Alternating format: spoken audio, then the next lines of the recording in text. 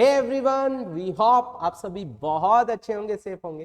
Guys, last lecture में हमने issue of debenture with redemption point of view के दो टॉपिक किए थे। अगर हमने इश्यू किया है पार पर, रिडम्पशन किया है पार पर, ठीक है, एक ये किया था। सेकंड, इश्यू किया है पार पर, रिडम्पशन एट प्रीमियम पर। ये दोनों टॉपिक आपको बहुत अच्छे से समझ आए होंगे। वी होप वहां तक आपको सब कुछ क्लियर हुआ होगा। चलिए गाइस, आगे स्टार्ट करते हैं। Let's start.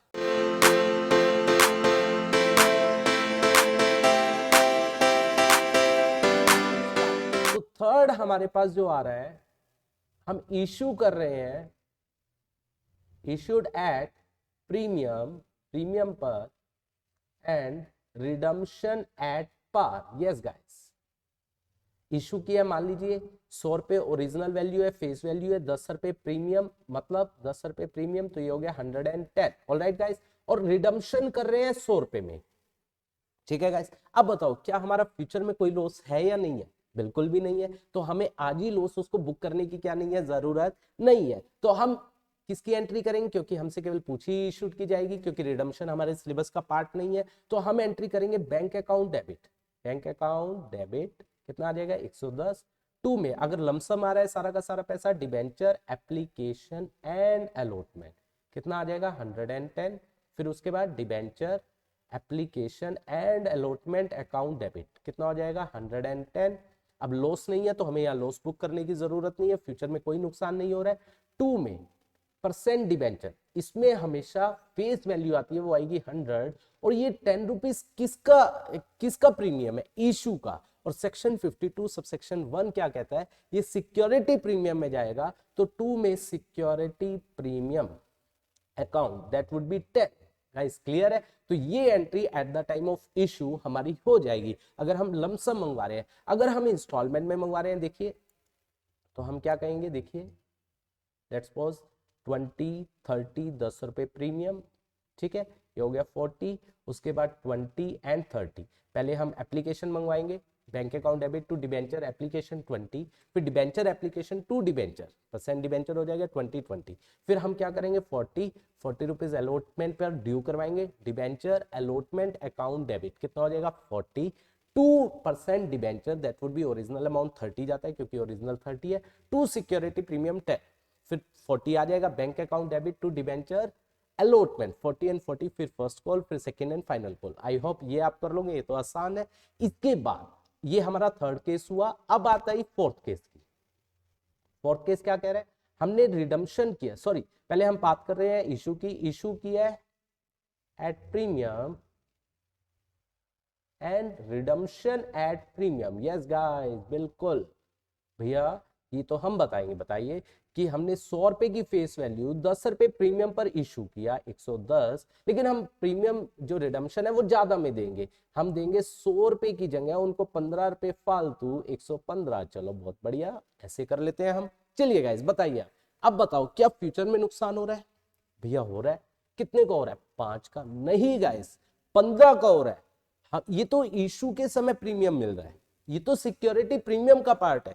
फ्यूचर के लॉसेस को आपको कैसे काउंट करना है? 100 की फेस वैल्यू वाले में हम कितना ज्यादा दे रहे हैं? 15 ज्यादा दे रहे हैं, तो 15 का लॉस हुआ। तो हम यहाँ क्या कहेंगे? देखिए ध्यान से, हमें केवल इशू की एंट्री करनी है। बैंक अकाउंट डेबिट कितना हो जाएगा? 110, 110 आएगा।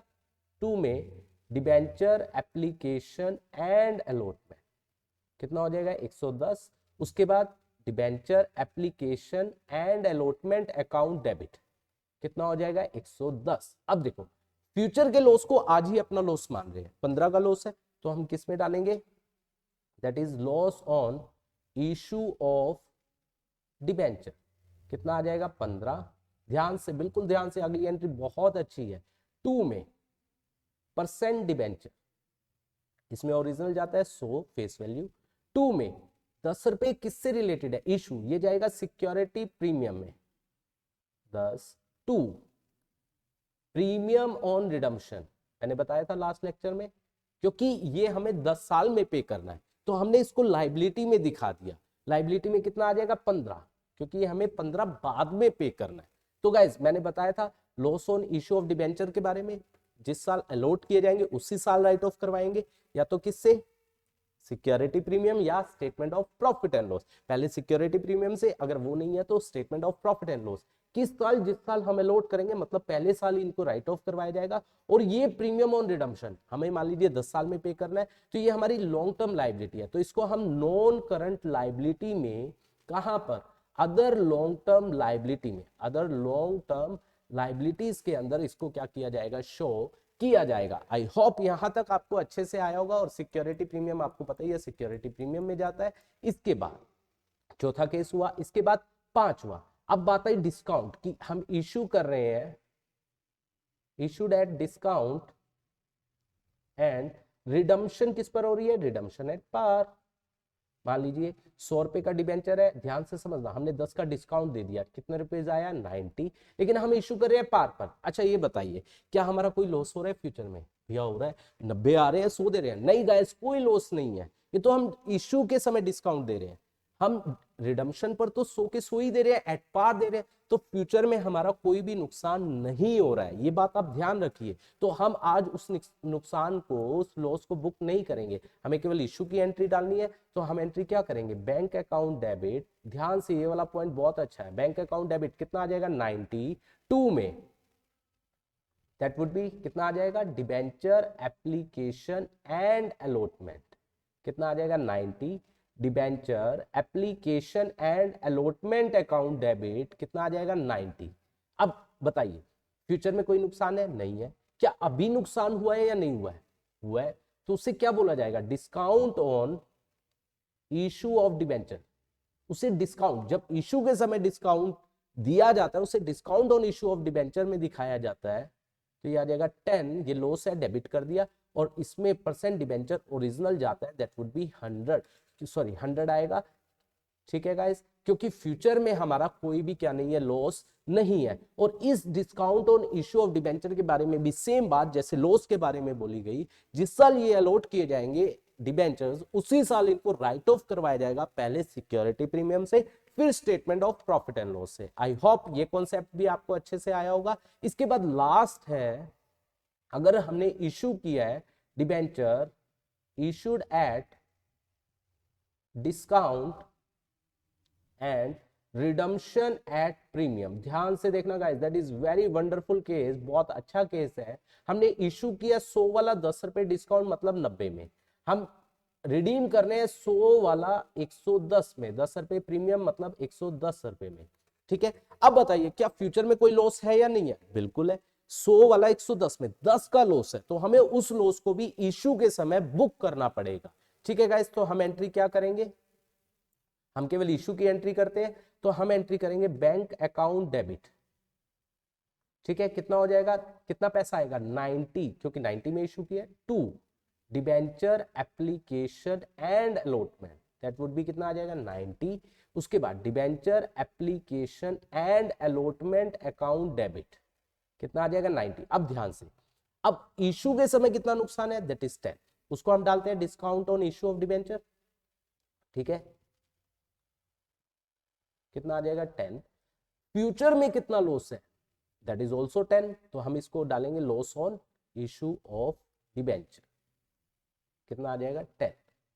और क्या बोला जाता है, इन दोनों को अगर दोनों साथ साथ है, इनको हम कंबाइंड भी यूज कर सकते हैं, उसके लिए वर्ड यूज किया जाएगा अगर दोनों साथ साथ है। गाइस माइंड माय वर्ड, अगर दोनों साथ है तब तो हम उसके लिए यूज कर सकते हैं loss on issue of debenture, क्योंकि ये एक वाइडर टर्म है। Loss on issue of debenture में हम 20 डाल देंगे अगर दोनों साथ साथ है, क्योंकि लॉस एक वाइडर टर्म है। तो हम इसकी जगह रिप्लेस कर रहा हूं गाइस मैं entry second, debenture application and allotment account debit कितना हो जाएगा 90, discount on issue, sorry loss on issue of debenture कितना आ जाएगा 22% डिबेंचर, ओरिजिनल जाता है फेस वैल्यू 100 और 2 that is premium on redemption, premium on redemption of debenture कितना आ जाएगा 10, क्योंकि हमें फ्यूचर में 10 पे करना है। तो अगेन इस लॉस को क्या किया जाएगा, राइट ऑफ करवाया जाएगा, किससे, सिक्योरिटी प्रीमियम या statement of profit and loss पहले साल में ही। और ये प्रीमियम ऑन रिडम्पशन कहां जाएगा, लायबिलिटी में, that is a long term liability, तो इसको हम नॉन करंट लाइबिलिटी में, अदर लॉन्ग टर्म लाइबिलिटी में क्या करेंगे, शो करेंगे। वी होप ये 6 के 6 केसेस आपको अच्छे से क्लियर हुए होंगे, अच्छे से समझ आए होंगे। अब कल अगला जो टॉपिक रहने वाला है वो इंटरेस्ट का रहने वाला है, क्योंकि ये कंबाइंडली आपसे क्वेश्चन पूछा जा सकता है। तो इंटरेस्ट ऑन डिबेंचर के बारे में बात करेंगे, फिर उसका एक बहुत इंपॉर्टेंट क्वेश्चन करेंगे, उसके बाद ये टॉपिक आपका क्लियर और आपके 6 मार्क्स 100% कंफर्म हो जाएंगे। Thank you so much for watching this video.